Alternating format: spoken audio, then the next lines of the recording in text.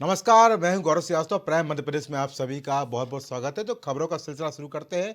प्रधानमंत्री नरेंद्र मोदी ने आज वीडियो कॉन्फ्रेंसिंग के माध्यम से देश के 5 राज्यों में विकसित भारत संकल्प यात्रा को हरी झंडी दिखाकर रवाना किया। वहीं दूसरी तरफ छतरपुर में भी केंद्रीय मंत्री बीरेंद्र खटीक ने विकसित भारत संकल्प यात्रा को हरी झंडी दिखाकर रवाना किया। आपको बता दें कि ये कार्यक्रम नगर पालिका छतरपुर के प्रांगण में आयोजित किया गया, जिसमें मुख्य अतिथि के रूप में केंद्रीय मंत्री बीरेंद्र कुमार खटीक सहित बीजेपी कई दिग्गज नेता मौजूद रहे। इस कार्यक्रम में पीएम स्वनिधि योजना, पीएम किसान, पीएम आवास योजना सहित अन्य योजनाओं के लाभार्थियों से 1-to-1 चर्चा की गई और उन्हें केंद्रीय मंत्री द्वारा स्मृति चिन्ह, श्रीफल भेंट कर सम्मानित किया गया। संकल्प यात्रा मोदी की गारंटी वाली गाड़ी ये सभी पंचायतों में जाने वाली आज से इसका शुभारंभ हुआ है और ये जिले के सभी ग्राम पंचायतों के साथ ही साथ नगरीय क्षेत्रों में भी ये विकसित भारत संकल्प यात्रा की मोदी की गारंटी वाली गाड़ी जाने वाली है। इस यात्रा के माध्यम से अभी तक जो लाभार्थियों एक और उन लाभार्थियों से संवाद तक सीधा कार्यक्रम और जो शेष रह गए हैं पात्र व्यक्ति, उन पात्र व्यक्तियों के इसी कार्यक्रम के माध्यम से उनके फॉर्म भराए जाने का काम, मेडिकल के कैंप भी इन सारे स्थानों पर लगाए जाएंगे, पशु चिकित्सा शिविर भी लगाए जाएंगे ग्रामीण क्षेत्रों में और हितग्राहियों के लिए जो अलग अलग योजनाओं के हितग्राही हैं उन हितग्राहियों के लिए वो सामान देने का काम भी किया जाएगा। यह विकसित भारत संकल्प यात्रा देश के विभिन्न स्थानों पर जब से प्रारंभ हुई है, जनता में इसके प्रति एक बहुत उत्साह और ऊर्जा का वातावरण देखने में आ रहा है। खबर खजुराहो से है।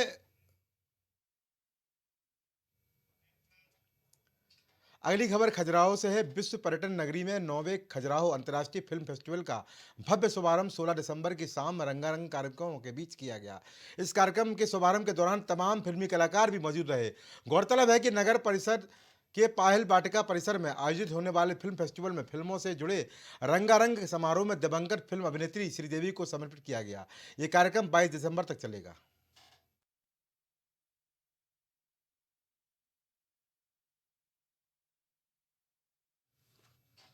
रावणवाड़ा पुलिस ने एक बड़ी कार्रवाई करते हुए एक शिकार से कछुओं की तस्करी करने वाले 2 तस्करों को गिरफ्तार किया है।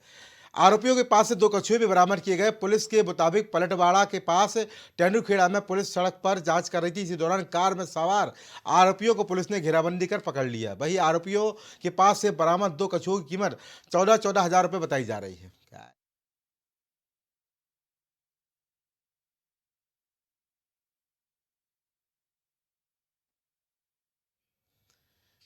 केंद्र सरकार की जन कल्याणकारी योजनाओं का लाभ पात्र लोगों तक पहुंचाने के उद्देश्य से प्रदेश के सभी जनपदों में विकसित भारत संकल्प यात्रा के तहत कार्यक्रम आयोजित किए जा रहे हैं। इसी कड़ी में ग्वालियर में भी भारत संकल्प यात्रा कार्यक्रम का शुभारंभ बाल भवन सभागार में किया गया। इस दौरान विधायक मोहन सिंह राठौड़ ने विकसित भारत संकल्प यात्रा में शामिल रथों को हरी झंडी दिखाकर रवाना किया।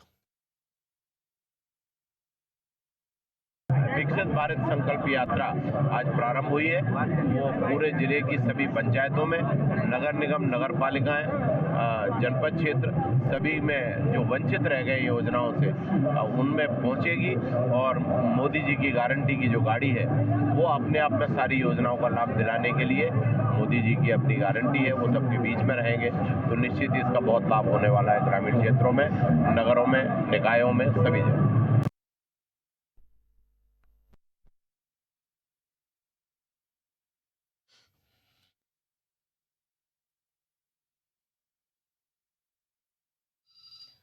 प्रदेश के नए मुखिया डॉक्टर मोहन यादव के सख्त निर्देशों के बाद ग्वालियर जिला प्रशासन ने अब ध्वनि नियंत्रण अधिनियम और खुले में मास्क की बिक्री रोकने के लिए चेकिंग अभियान शुरू कर दिया है।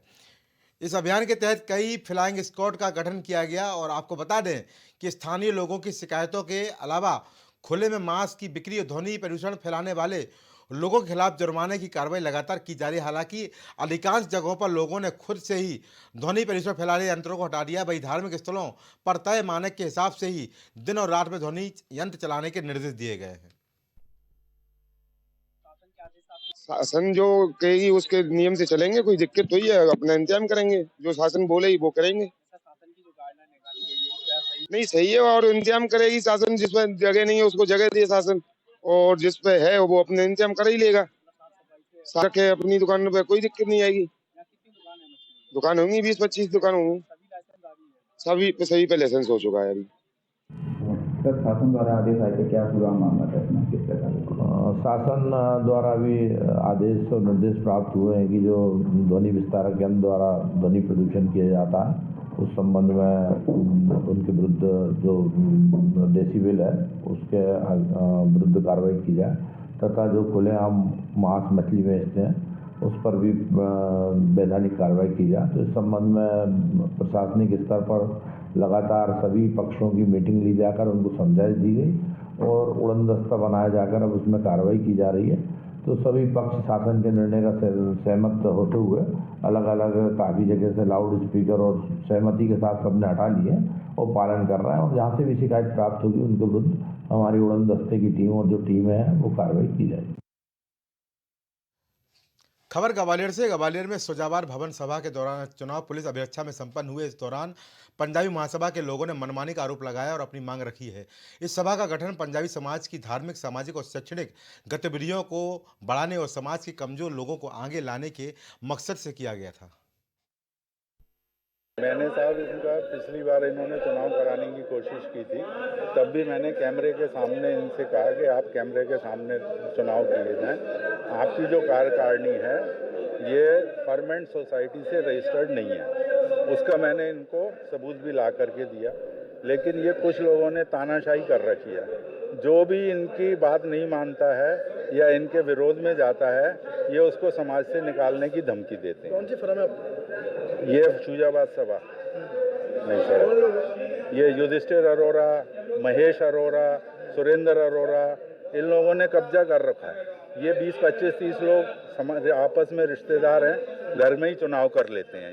ये पंजाबी समाज की एक समिति है पुरानी, उसका चुनाव कर रहे हैं, बॉडी का गठन कर रहे हैं।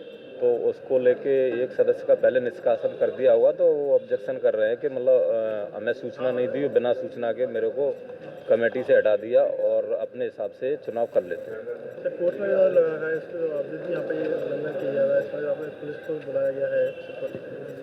हाँ, पुलिस तो कानून व्यवस्था के लिए आई है, बाकी माननीय न्यायालय में इन्होंने आवेदन किया है, तो अभी वहाँ से कोई ऑर्डर इनको नहीं मिला है, ऐसा कोई आदेश इन्होंने नहीं दिखाया हम लोगों को। बात किसकी बन रही है यहाँ पर?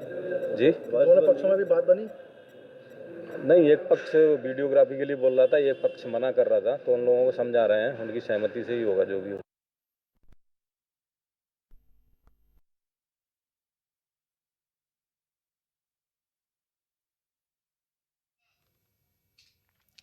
खबर ग्वालियर से, जहां पिछोर से विधायकी जीतने के बाद प्रीतम लोधी पहली बार ग्वालियर पहुंचे, जहां उनके ग्वालियर रेलवे स्टेशन पहुंचते ही सैकड़ों कार्यकर्ताओं ने फूलमाला पहनाकर स्वागत किया, जिसके बाद उनका काफिला उनके निज निवास ग्राम जलालपुर पहुंचा, जहां वहां पर महिलाओं ने भारी संख्या में उपस्थित होकर फूलमालाओं के साथ पिछोर के विधायक का स्वागत किया। जिसके बाद मीडिया से बात करते हुए प्रीतम लोधी ने जनता का धन्यवाद देते हुए कहा कि ये जनता की जीत है, ना कि मेरी।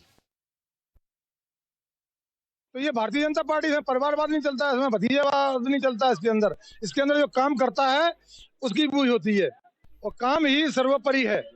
तो ये भारतीय जनता पार्टी को तो मैं यही कहूंगा, इसलिए पूरे राष्ट्र में नहीं, पूरी पृथ्वी पर सबसे बड़ी पार्टी बनकर तैयार हो गई है। ये इसको कहते हैं भारतीय जनता पार्टी। तो हम तो भारतीय जनता पार्टी के हमारे जो शीर्ष नेता हैं, मैं उनको धन्यवाद देता हूँ। उन्होंने मेरे जैसे कार्यकर्ता को टिकट दिया और विधायक बनाया।